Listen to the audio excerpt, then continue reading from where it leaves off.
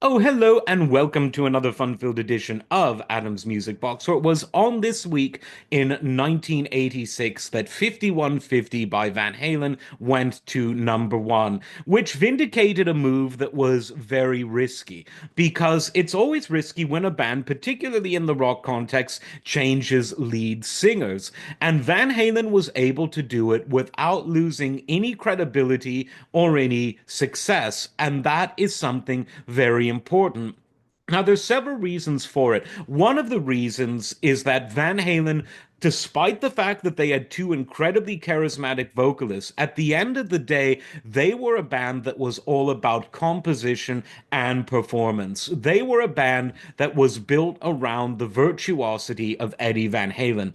But I always have said, and I'll say it again, that what made Eddie truly special went beyond the fact that, in the words of Frank Zappa, he reinvented the electric guitar, which he did. He's a virtuoso and always will be in the annals of guitar history. But what made him uniquely palatable and popular and beloved among record buyers and radio listeners in the 70s, 80s, and into the 90s and beyond?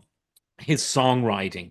He was able to write songs that hit you straight away with great riffs that had great chordal structure and that were memorable. One of the things that really makes a song great is, can you remember it? Will you be tapping your toe to it at the office? Will you be singing along with it in the car, even if you're listening to, the Cialis commercial on the radio?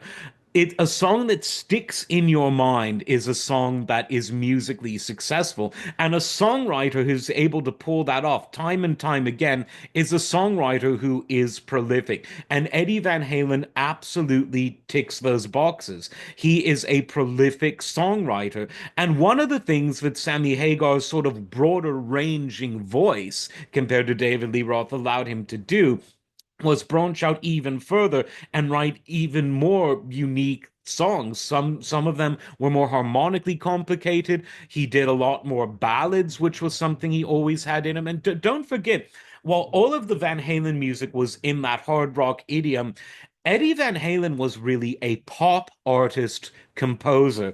And that is a compliment because it is much harder to write a pop song than a rock song. Now, what's the difference, you might say?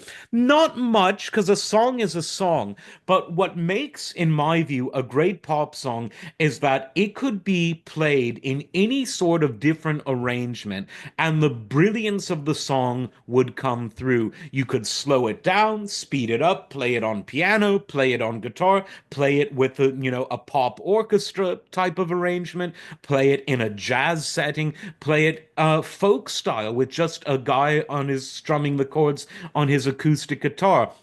And if such a song works, then you have written a song for the ages. And frankly, just about all of Eddie Van Halen's songs pass that test.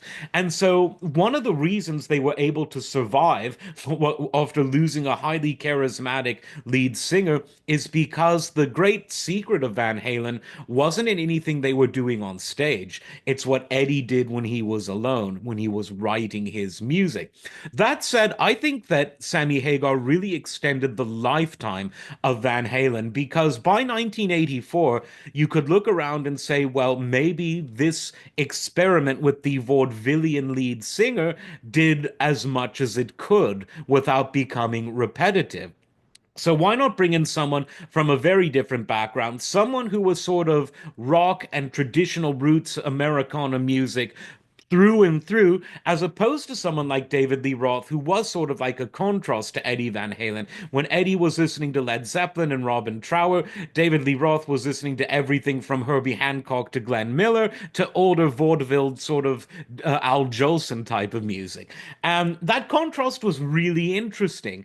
But Sammy coming in from a very different perspective allowed them to do something very interesting. And they both ended up creating music that became iconic iconic in the mid and late 80s, particularly the power ballads. People were hungry for power ballads at the time, and in addition to the heavy rockers, Van Halen was able to satisfy that need in Radioland better than anyone else. And Sammy, to his credit, is still going strong, playing the stuff from Montrose, which was a band that Van Halen admired before they were signed, playing his early solo stuff, his contemporary solo stuff, and his Van Halen stuff. He is flying that flag, and unlike some people, he takes very good care of his voice. So, three cheers for Van Hagar, because I love all of Van Halen's eras, and it was on this week in 1986 that a new era began. Like, subscribe, and we'll see you next time. Take care.